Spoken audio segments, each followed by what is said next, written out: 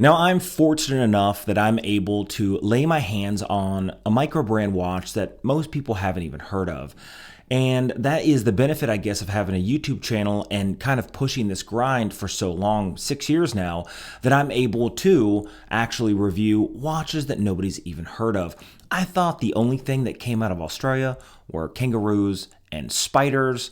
This watch brand came directly from there, marked Australian Post. Today, we are looking at the Hartley Legacy Rose Gold Automatic.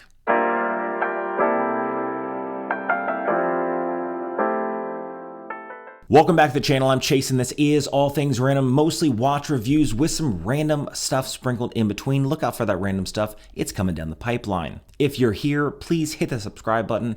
It's free. It doesn't cost you anything. Hit the like button, hit the notification bell, because for some reason, this extremely controversial watch channel, which it's not, never gets notified to those people who are subscribed. Now, Hartley is a micro brand that started 10 years ago in 2014, and to celebrate their 10 years, they created the Legacy Collection. Now, this is offered in several different variants to include the standard gold, stainless steel, black, PVD coated, and this rose gold. And if you're interested in picking up one, there's a discount code down below for 15% in the description box. Now, I do think that the overall presentation of packaging is very good, with a display box being a high polished piano finish. Now, a lot of people want to argue that the packaging doesn't matter, but when you're buying a high quality watch, I'm going to argue with you that it all matters. If you buy a Patek Philippe, you don't want it coming in a cardboard box. You want it coming in a beautiful display box. That's what you're buying. You're buying high quality and you're buying luxury. So for me, it's not just the watch, but it's also the packaging and the display in which it comes in.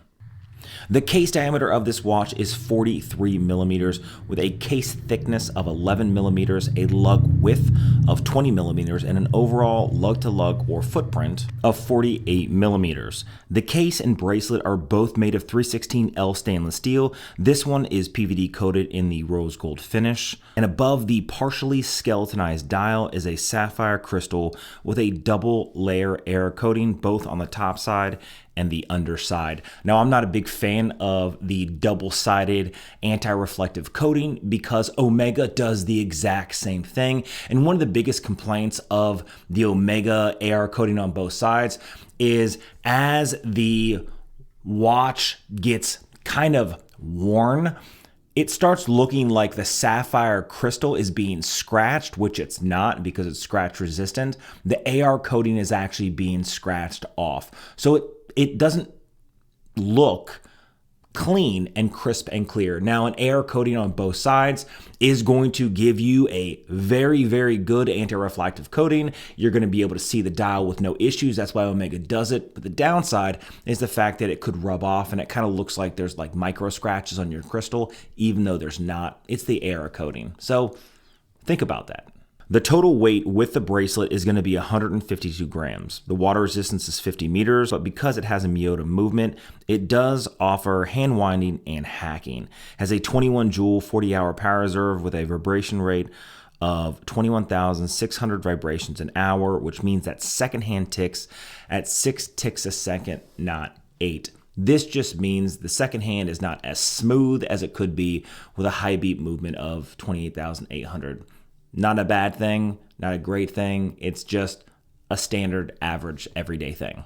Now, I'm not a big fan of skeletonized watches because they're very hard to read, but Hartley kind of solved this problem by doing both a dial and a skeletonized dial. And they did this by creating a layer, like a chapter ring, that the indices can sit on that make it easier to read, with the center of the dial being more skeletonized. The dial displayed is black and the indices are Roman numeral that are rose gold to match the case finishing. Hartley just underneath the 12 o'clock position, then the skeletonized Miyota movement, prominent, front, and center. The hands are sword hands that are, again, rose gold to match the rest of the finish. Overall, I think the presentation mixes both skeletonized and standard dial very well. On my 7¼ inch wrist, The watch fits not overly large and not overly small. However, I do think that a perfect size for almost any watch is going to be from 38 to 40 millimeters, maybe pushing 41.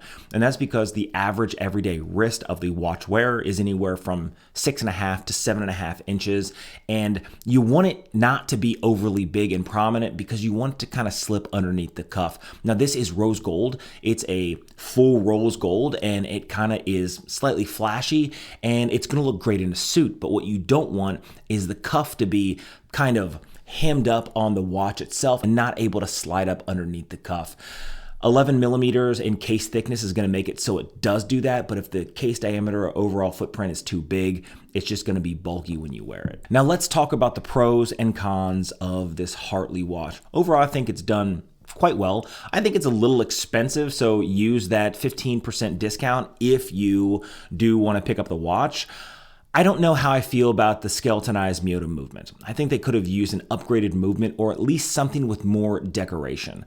Now, what they're trying to do is appeal to the average everyday watch buyer who's not a serious collector. They want to appeal to the people who love the fact of wearing an automatic movement, who maybe wear an affordable quartz movement instead, and this is like their upgrade in watches, which is great. A lot of people in the world aren't serious watch collectors, so what they're trying to do is appeal to the general public as opposed to the serious collector. Now, for me, again, I don't think that the skeletonized Miyota movement is great. I'm glad they used a skeletonized movement and they didn't just leave it open like some affordable micro brands do. Instead, they chose a correct movement. It's not the best movement, but it is good for what it is. Again, I think it's just a little too pricey for having a Miyota movement inside of it. And then I think the case diameter is slightly too big. 43 millimeters is a little bit big. It kind of reminds me of the early 2000s, before 2010, when big watches like Invicta were popular and they were 48, 50 millimeters. We've kind of reverted back to, 45, 40, 38 because the smaller size case diameter just looks more classy and elegant. This is more of a sports watch, even though it only has 50 meters of water resistance. It's still more sporty. So because of that, the 43 millimeter in case diameter can be forgiven. I just think it should be under 41. That's just a personal opinion. Now let's discuss the bracelet. The bracelet looks fun. It has solid links, solid end links. It's very meaty and sturdy. The one thing that I don't like, that I am always going to be a nitpicker about, is going to be the clasp. This is a pressed fold over safety clasp with double pushers. It's fine on a watch that's $100. But for a watch that's more than $200, that's more than $300, I think that you should have a proper milled clasp. If Pagani Design can do it on an $80 watch, then everybody else can do it, to include Citizen, to include Seiko, on watches that are over $300 or $400. So for me, the clasp is, it's not my favorite, but I think that they could still do better. Now, one of the other things that Hartley also offers are accessories. Nothing says classier than a beautiful pin. Now, I was looking at a Mont Blanc pin for a very, very, very long time, and I never pulled the trigger to get one because, a few $100 on a pin, it just seems like a lot of money. Well, Hartley actually offers very high class and sturdy fountain pens. This is one of the things that really blew my mind because of the quality of the pen compared to the quality of the watch. Now, the pens aren't cheap either, and I'm happy that I was able to grab one of these to kind of match the watch, because nothing says classier than pulling a nice fountain pen out of your sport coat. Now, overall, I think Hartley has a place in the market. I just think that they should kind of change a few things here and there. Now, they do offer a lot of other watches on their website. So again, check it out down in the description. Again, 50% discount if you use that code.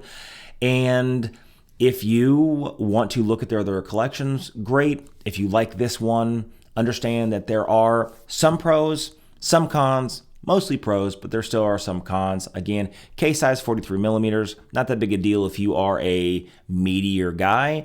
It has air coating on both sides of the sapphire crystal. Glad they offer the sapphire crystal. That air coating can rub off, but Omega does the same thing on $6,000, $7,000, $8,000 watches. So that's not really a con, because really high-end watch companies also do it. And the Miyota skeletonized movement is a proper Miyota skeletonized movement, but should they have used a Miyota movement when it's undecorated, right? They should have had something with maybe some perlage or something that's just a little more pleasing to the eye.